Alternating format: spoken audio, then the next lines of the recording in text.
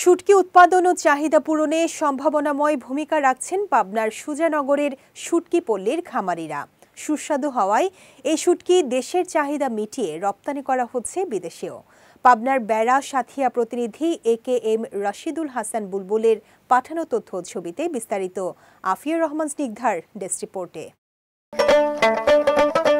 বিভিন্ন নদীনালা খালবিল থেকে পুঁটি, ট্যাংরা, কই, মাগুর, শিং, টাকি, শোল, চান্দা সহ নানা প্রজাতির দেশি মাছ কিনে প্রথমে পরিষ্কার করা হয়। এরপর চাতালে মাছ শুকানো শেষে তা পাঠানো হয় দেশ বিদেশের বিভিন্ন গন্তব্যে।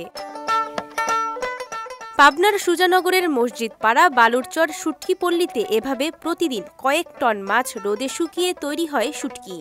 আর রপ্তানিমুখী এ শিল্পের সঙ্গে জড়িত বেড়া, সাথিয়া, সুজানগর ও চাটমোহর উপজেলার চলনবিল এলাকার প্রায় ৩,০০০ শ্রমিক।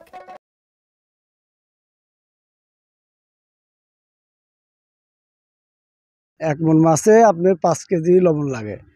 এটা মনে করেন সকালে দিলে আবার কালকে সকালে ধুয়ে তুলে দেওয়া লাগবে। এখান থেকে বিভিন্ন জায়গায় শুটকি মাছ কিনা বেচা হয়। মৎস্য যারা অফিসার আছে তারা এগুলা একটু দেখভাল করলে আমাদের জন্য একটু যদি একটু সহযোগিতা করে তাহলে আমাদের জন্য একটু ভালো হয়। সুজানগরের গাজনার বিল থেকে পাওয়া প্রচুর মাছ শুটকি তৈরির চাহিদা মেটাতে ভূমিকা রাখছে বলে জানিয়েছেন এ মৎস্য কর্মকর্তা। আমাদের সুজানগরেই গাজনার বিল নামে একটি অনেক বড় বিল রয়েছে। ছোট বড় 16টি বিলের সমন্বয়ে এই গাজনার বিলে প্রচুর প্রাকৃতিক মাছ পাওয়া যায়।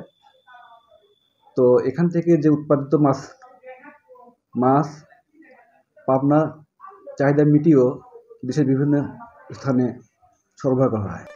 দেশের চাহিদা মিটিয়ে ভারত, যুক্তরাষ্ট্র, কুয়েত, কাতার, মালয়েশিয়া, ওমান, ইন্দোনেশিয়া সহ বিশ্বের অন্তত 20 দেশে রপ্তানি হচ্ছে পাবনার শুটকি। এ শুটকি শুধু স্থানীয়দের জীবিকার ভরসা নয়, বৈদেশিক মুদ্রা আয়েরও সম্ভাবনাময় এক খাত। বিজয় টিভি নিউজ ডেস্ক।